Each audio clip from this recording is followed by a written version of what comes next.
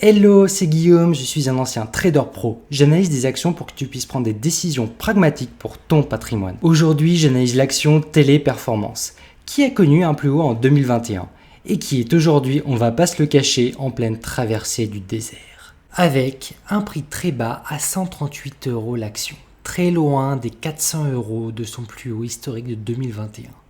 La question à laquelle je vais répondre dans cette vidéo, c'est si oui ou non cette action est une excellente affaire à date ou s'il faut rester à distance de ces risques d'implosion avec l'arrivée de l'intelligence artificielle.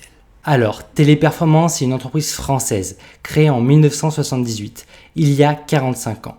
C'est l'expert mondial du télémarketing, qui est le leader de la sous-traitance de la relation client à distance. Donc numéro 1, téléservice, c'est Téléperformance. L'action figure tout juste dans l'indice du CAC 40 et fait partie de l'Eurostoxx 600. C'est une action du secteur industriel et de l'industrie des services professionnels et commerciaux, avec sa capitalisation de 8 milliards d'euros qui en fait une action de taille moyenne en termes de capitalisation. Son activité est simple. Tu as un problème avec ton lave-vaisselle, ton téléphone ou encore le service client TikTok par exemple. À ce moment-là, tu crois que tu appelles la marque directement pour le service après-vente ? En fait non, tu appelles des employés de Téléperformance qui sont mandatés par la marque en question pour faire le service client. En termes de revenus d'activité, Téléperformance réalise 66% de son chiffre d'affaires sur le service client, sa niche clé où elle est le leader mondial. Puis elle génère 11% de ses revenus avec du support technique et 10% sur la vente en ligne de produits et services de ses clients, entre autres activités qu'elle développe. En bref, Téléperformance porte bien son nom vu qu'elle réalise plus des 3/4 de son chiffre à distance et les 3/4 de ses revenus par téléphone. Si on compare avec ses concurrents, on a Accenture, Genpact, Concentrix, Taxus. Téléperformance est le numéro 1 mondial sur sa niche d'activité. En termes de chiffre d'affaires par région du monde, Téléperformance fait 38% en Europe, Moyen-Orient et Afrique, ainsi que 38% pour le groupe Asie et Amérique du Nord, et 24% en Amérique latine. En termes de devises, je note plus de 40% en dollars et 20% en euros, et le reste en autres devises. Donc, globalement, l'exposition géographique des revenus de Téléperformance est bien diversifiée. C'est ce qu'on s'attend d'un leader mondial, là-dessus, c'est un bon point. Côté risque, le récent scandale TikTok n'a clairement pas aidé. Donc si on revient sur l'affaire un petit peu, TikTok, un de ses clients de Téléperformance, a donc mandaté Téléperformance pour revoir ses contenus. Notamment déterminer si un contenu est bien ou pas. Donc déterminer si un contenu est violent, choquant ou si c'est de la pédophilie par exemple. Tu vois le genre d'activité, pas très sympa à vérifier. Donc certains employés de Téléperformance ont été assez choqués par ces images et ça a fait un buzz assez impressionnant en Colombie. Après, si on se concentre sur l'aspect positif, c'est que c'est un travail nécessaire à faire pour protéger les jeunes et les moins jeunes. Donc d'un côté, c'est bien que ces entreprises souhaitent que leurs réseaux sociaux soient nettoyés de ce type de contenu. Et c'est bien donc qu'il y a un marché pour Téléperformance pour y répondre là-dessus. Donc pour moi, il s'agit de trouver un équilibre, pas facile certes, entre l'impact qu'il y a sur les salariés, donc surtout mental, et ce besoin de nettoyer les réseaux sociaux de contenu qui tire le monde vers le bas. Donc c'est un challenge pour Téléperformance d'arriver à accomplir une mission de nettoyeur des réseaux sociaux, tout en préservant au mieux la santé mentale de ses employés. Alors oui, cette news a clairement impacté significativement le cours de son action. Dans un premier temps, ça a été un carnage. Les institutionnels ont paniqué et ont coupé une partie de leur exposition à Téléperformance, bien qu'elle soit en termes de chiffre d'affaires leader de sa niche. D'après mon analyse, les nouveaux services d'IA as a service, donc l'intelligence artificielle à la demande si tu veux, peuvent disrupter le marché de Téléperformance. Car imagine un Google, un Apple, un Microsoft qui commence à proposer de l'assistance téléphonique automatisée, voire avec des vidéos avec une personne avec des lèvres qui bougent toutes seules et qui pourrait même être meilleur que certains humains. Ça donnerait un avantage concurrentiel car ça coûterait beaucoup moins cher en termes de prestations. Après, quand on regarde dans le détail, c'est moins évident que cette technologie puisse substituer complètement l'échange humain.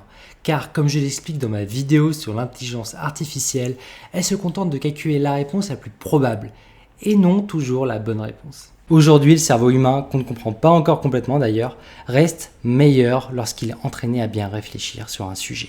En termes d'opportunités, l'intelligence artificielle débarque, oui, et sera clairement un atout majeur de Téléperformance. Et l'entreprise a une stratégie à fort potentiel en termes d'IA, vu qu'elle a les données d'échange, de support téléphonique les plus grandes au monde et en théorie les plus qualitatives aussi au monde, en tant que leader de son marché. ce qui lui permettrait d'entraîner une IA qui serait en théorie plus efficace en relation client que ses concurrents. Côté acquisition, le 26 avril, Téléperformance fait un coup stratégique. Elle décide d'acquérir son concurrent Majorel pour 3 milliards d'euros. C'est un prix qui est cher payé dans ce contexte. De ce que j'observe, 2,6 milliards aurait été un prix un peu plus fair. Cette nouvelle a donc impacté le prix de son action à la baisse, qui a chuté jusqu'à 140 € l'action récemment, sachant qu'elle avait atteint son plus haut à 401 € en 2021. Alors, qu'est-ce qu'il faudrait pour que l'action remonte ? Tout simplement un retour aux fondamentaux, avec de bons résultats semestriels et annuels dans un marché en pleine croissance. C'est pour ça qu'on va passer maintenant à l'analyse financière. Alors, pour mon analyse, je me suis basé sur les derniers résultats financiers de l'action Téléperformance et sa lettre aux actionnaires de juin 2023, auxquels j'ajoute mes hypothèses sur les taux de change, ma vision sur les taux d'intérêt et mes prédictions sur le chiffre d'affaires de ces activités clés. Au passage, si tu veux mettre ton argent au travail au service de ta vie, en apprenant à investir pragmatiquement pour te générer des rentes et faire croître ton patrimoine, rendez-vous sur ma formation sur mon site web guystorm.com. Alors, côté chiffre d'affaires, Téléperformance, c'est 8,1 milliards en 2022 contre 7,1 milliards en 2021, soit 14% d'augmentation.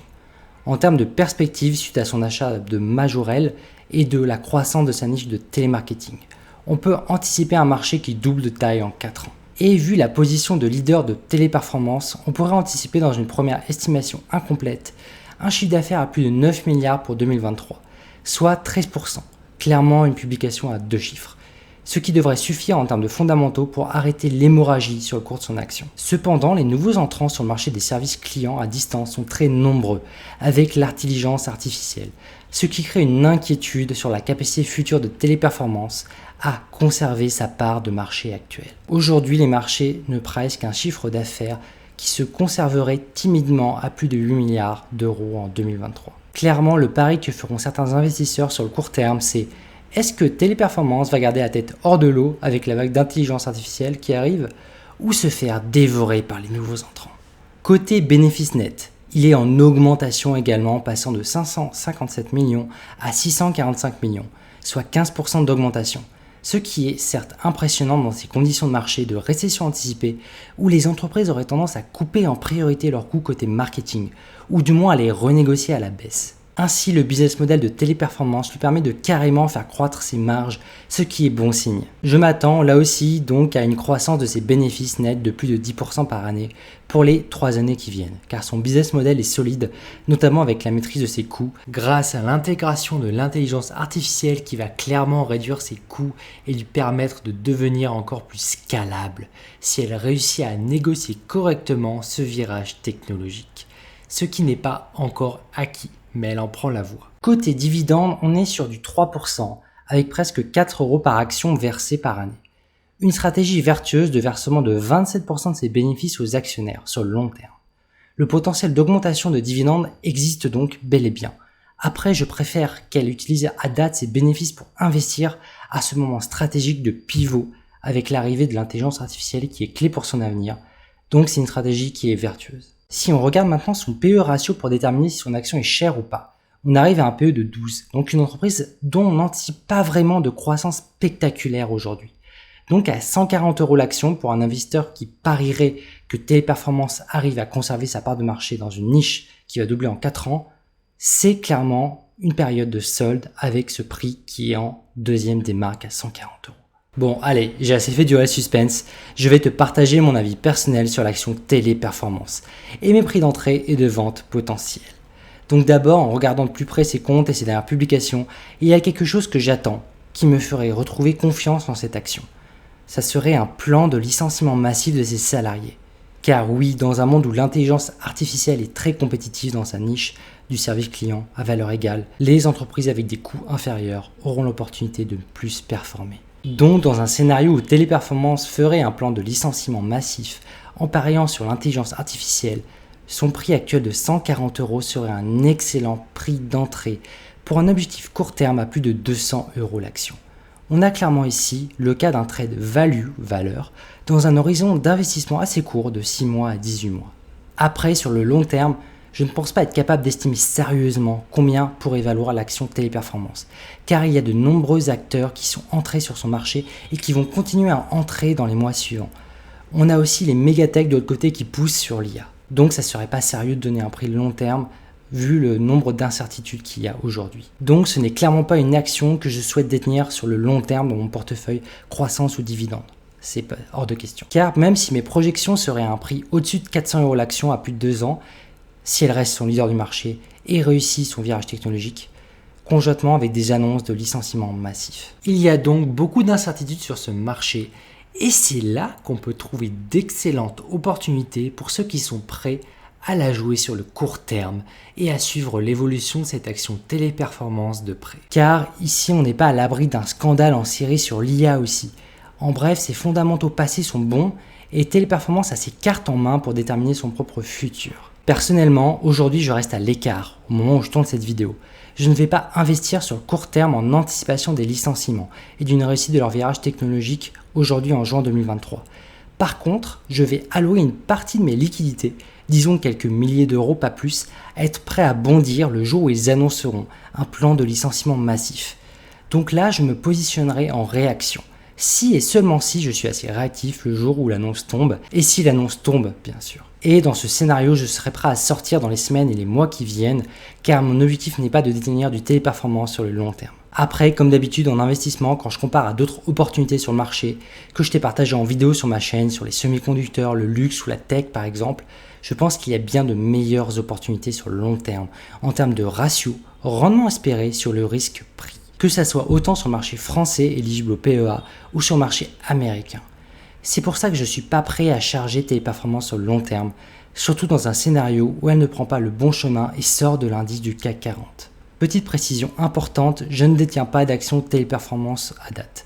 Donc naturellement, mon avis personnel peut influencer ce que je t'ai partagé dans cette vidéo. Si tu veux découvrir mes outils gratuits de gestion de portefeuille ou ma formation qui t'aide à investir pragmatiquement, rendez-vous sur mon site web guystorm.com. Et bien sûr, si tu veux en savoir plus sur l'intelligence artificielle, tu peux regarder cette vidéo qui pourrait t'intéresser. Comme d'habitude, restons pragmatiques, dans ce type de situation, ça reste de l'argent et l'argent doit nous servir et pas le contraire. Allez, ciao!